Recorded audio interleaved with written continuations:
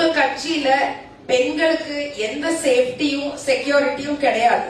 தமிழக வெற்றி கழகத்துல இத்தனை பெண்கள் இவ்வளவு பேரு தைரியமா இன்னைக்கு வந்து பேசுறாங்க, தைரியமா தன்னை ஒரு கட்சியில இணைச்சுக்கிறாங்க, அரசியல்ல ஆர்வம் காட்டுறாங்கன்னா அதுக்கு ஒரே காரணம் தான், பெண்கள் நாங்க சேர்ந்த கட்சி எப்படி, அக்கட்சி தலைவர் அப்படி, அக்கட்சியும் அக்கட்சி தலைவரும் பெண்களுக்கு கொடுக்கிற மரியாதை அப்படி, முக்கியத்துவம் அப்படி, பாதுகாப்பு அப்படி, பங்களிப்பு அப்படி.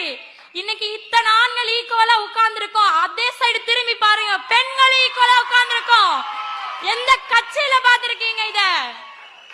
பெண்கள் இவ்வளவு தைரியமா பேசுறோம் அப்படின்னா தமிழக வெற்றி கழகம் தம் பெண்களுக்கு கொடுக்கிற முக்கியத்துவம், அப்படிப்பட்ட பங்களிப்பு அது. ஆனா உங்க கட்சியில பார்த்தா நம்ம சொல்லக்கூடாது, தொகுதியில நிக்க கூட பங்களிப்பு இருக்க மாட்டேங்குது, முக்கியத்துவம் இருக்க மாட்டேங்குது.